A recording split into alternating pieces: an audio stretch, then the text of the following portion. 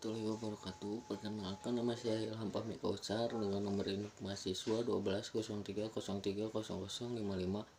Di sini saya akan memenuhi tugas UAS Hukum Konstitusi.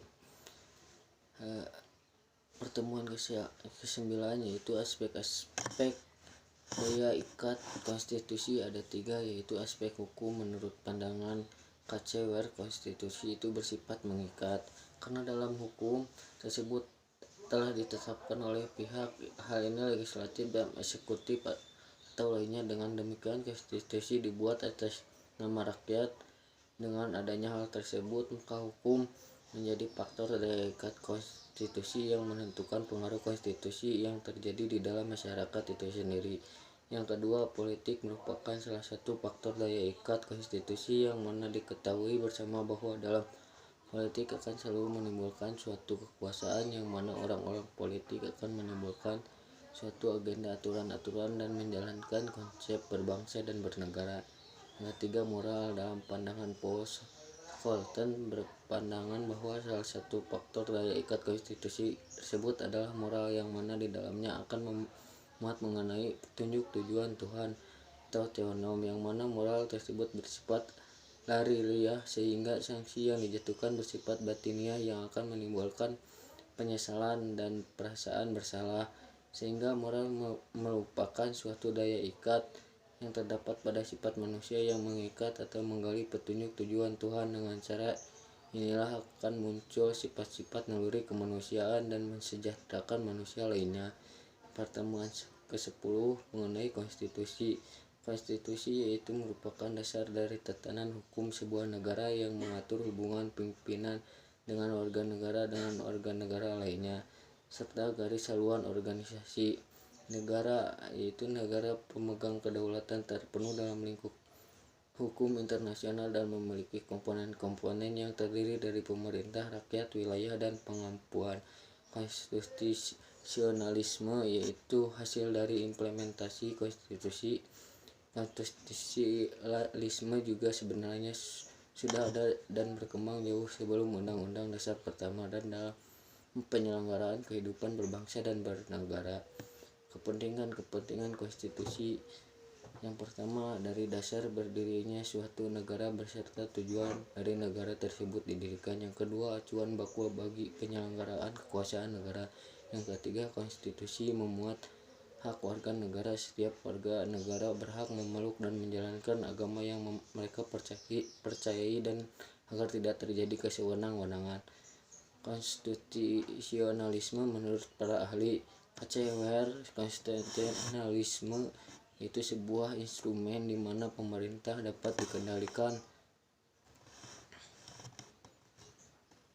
Menurut C.F. Strong, konstitusionalisme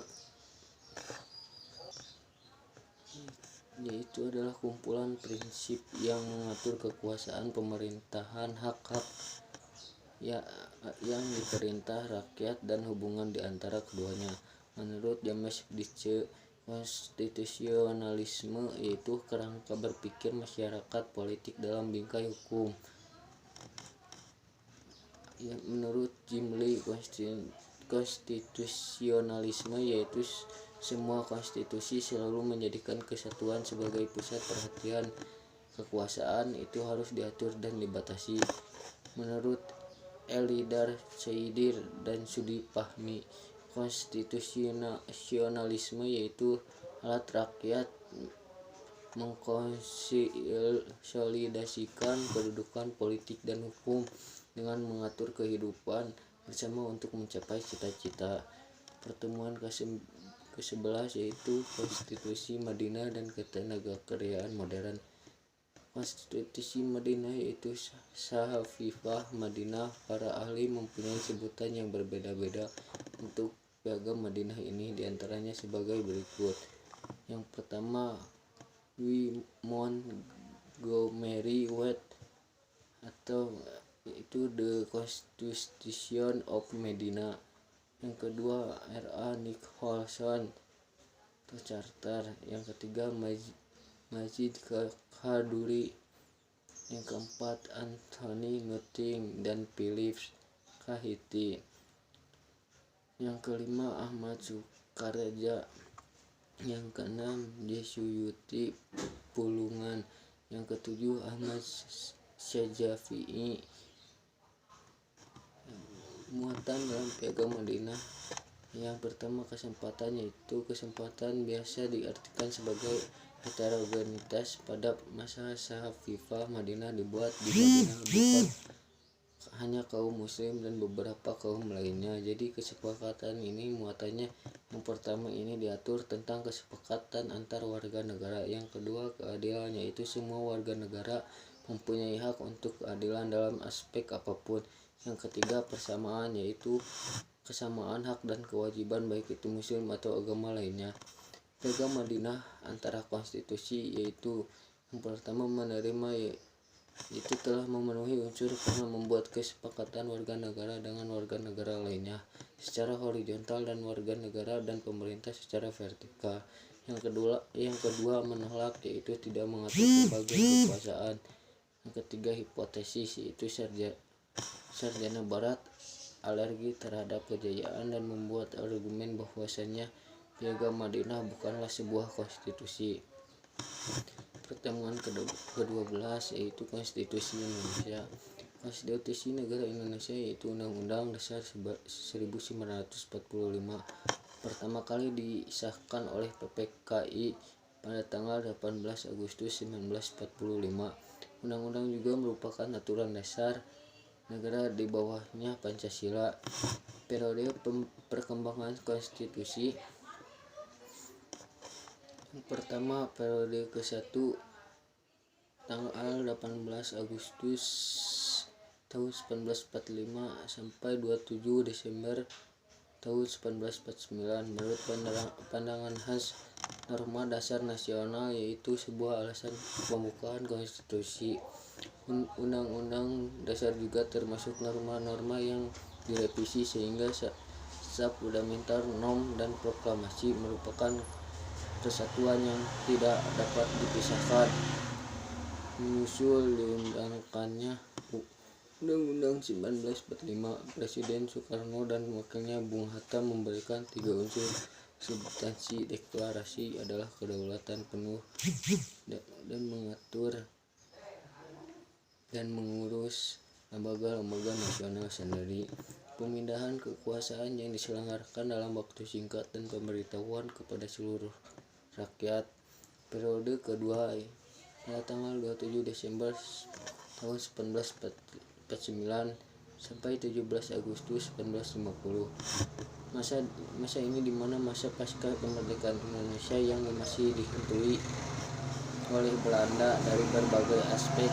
Pada saat itu Belanda masih berambisi ingin menguasai lagi Indonesia. Pada masa ini yaitu masa genting bagi Indonesia dan terciptalah sebuah kesepakatan yang terjadi seperti konferensi meja bundar dan linggar jati. Selama masa ini konstitusi RIS juga diberlakukan. Periode ketiga pada tanggal 17 Agustus tahun 1950 sampai 5 Juli tahun 1959.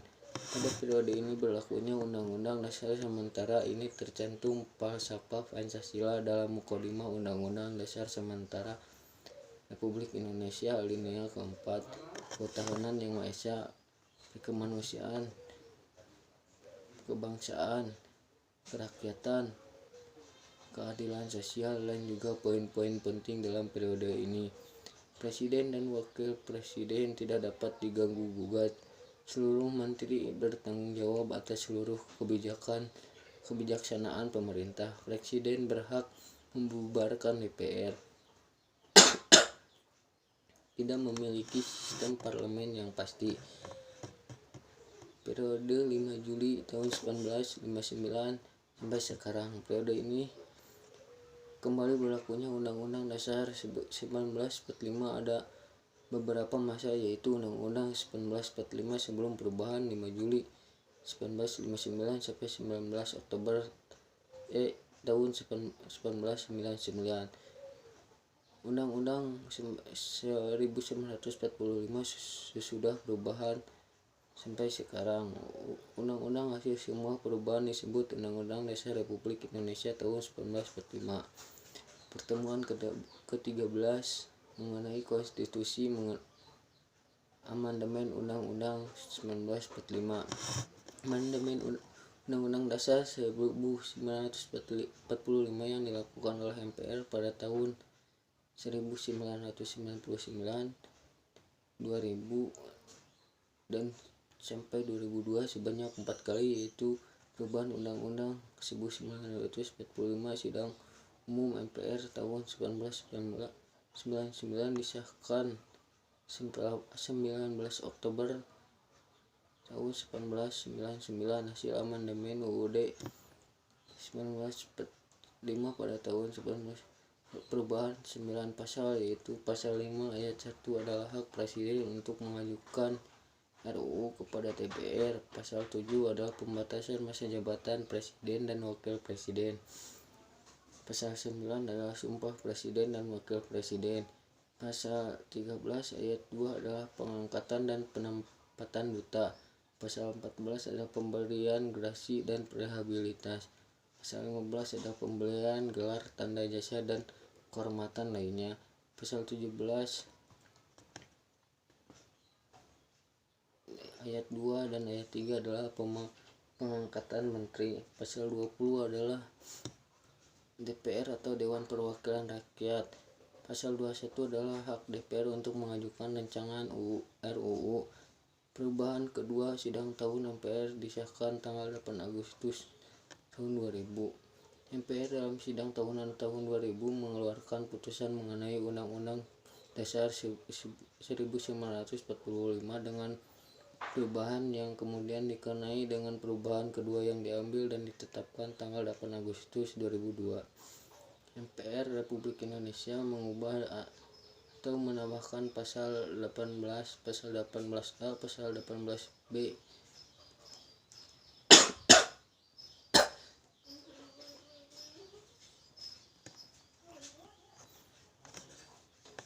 Perubahan ketiga yaitu sidang tahunan MPR disahkan 10 November 2001. Dalam sidang tahunan MPR yang diselenggarakan pada 1-8 November 2001 dan ditetapkan pada 10 November 2001, MPR RI sebanyak 23 pasal berhasil diamandemen. Salah satu poin yang penting amandemen ketiga Undang-Undang Dasar 1945 yaitu tertuang pada pasal 24 ayat 2 Undang-Undang Dasar 1945. Perubahan keempat, amandemen sidang tahunan MPR RI disahkan 10 Agustus 2002 sebanyak 13 pasal berhasil diamandemen serta 3 pasal aturan peralihan dan 2 pasal aturan tambahan. Hal penting yang ditetapkan melalui amandemen keempat antara lain anggota MPR, pemilihan presiden dan wakil presiden. Tahap kedua, kemungkinan presiden dan wakil presiden berhalangan tetap. Tentang kewenangan presiden, hak keuangan dan bank sentral, pendidikan dan kebudayaan, perekonomian dan kesejahteraan sosial, aturan tambahan dan aturan peralihan, kedudukan penjelasan Undang-Undang Dasar 1945.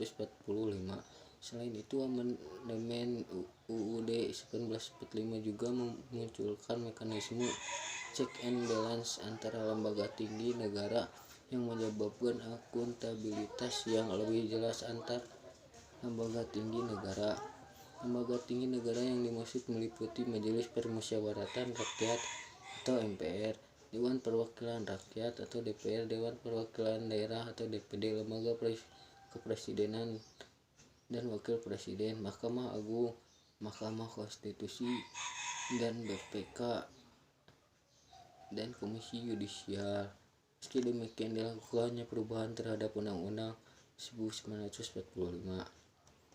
Pertemuan ke-14, Judicial Review, yaitu kewenangan yang diberikan kepada institusi peradilan untuk melakukan pengujian apakah sebuah perundang-undangan bertentangan dengan ketentuan-ketentuan atau perundang-undangan yang lebih tinggi. Badan yang memiliki kewenangan dan pengujian ini yaitu Mahkamah Konstitusi. Contoh-contohnya yaitu amandemen ketiga Pasal 24 tentang Mahkamah Konstitusi yang bertugas menguji, yaitu yang pertama menguji undang-undang terhadap undang-undang dasar, yang kedua memutus sengketa kewenangan lembaga negara, yang ketiga kewenangannya diberikan oleh undang-undang dasar, yang ketiga memutus pembubaran partai politik, yang keempat memutus perselisihan hasil pemilihan umum. Tujuan menjamin berfungsinya sistem demokrasi dalam hubungan perimbangan peran atau interaksi pembagian kekuasaan antara kekuasaan legislatif, eksekutif, dan lembaga peradilan yudikari. Dalam hal ini dimaksudkan untuk mencegah terjadinya penyalahgunaan kekuasaan oleh satu cabang kekuasaan sedemikian rupa hingga cabang kekuasaan lainnya, melindungi setiap individu warga negara dan penyalahgunaan kekuasaan oleh lembaga negara yang merugikan hak-hak fundamental mereka yang dijamin dalam konstitusi. Pengujian undang-undang ini di Indonesia Judicial Review. Pengujian UU terhadap UUD. Pengujian peraturan perundang-undangan di bawah UU terhadap UU berdasarkan pasal 24 ayat 1 dan pertemuan terakhir mengenai pengertian HAM. Secara etimologi dalam bahasa Prancis disebut droit de l'homme, adapun dalam bahasa Belanda disebut mensenrechten, dan dalam bahasa Inggris disebut human right. Secara terminologi, hak asasi manusia yaitu hak dasar yang dimiliki oleh setiap manusia sejak lahir yang dianugerahkan oleh Tuhan Yang Maha Esa. Menurut John Locke, HAM yaitu hak yang langsung diberikan oleh Tuhan pada manusia, dan HAM terdiri dari hak hidup, hak kemerdekaan, dan hak milik. Menurut Peter R. Bert, HAM yaitu hak dasar yang bersifat mutlak dan juga harus dimiliki oleh setiap insan yang untuk berkembangan dirinya. Menurut Undang-Undang Nomor 39/1999, HAM yaitu seperangkat hak yang melekat pada hakikat keberadaan manusia sebagai makhluk Tuhan Yang Maha Esa dan juga merupakan anugerah. The Universal Declaration of Human Rights, HAM pada dasarnya berkaitan dengan beberapa hal, yaitu yang pertama yang mengatur hak-hak politis dan yuridis, yang kedua menyangkut hak-hak atas martabat dan integrasi manusia, yang ketiga menyangkut hak-hak ekonomi, sosial, dan budaya. Sekian dari saya, mohon maaf bila ada salah kata. Wassalamualaikum warahmatullahi wabarakatuh.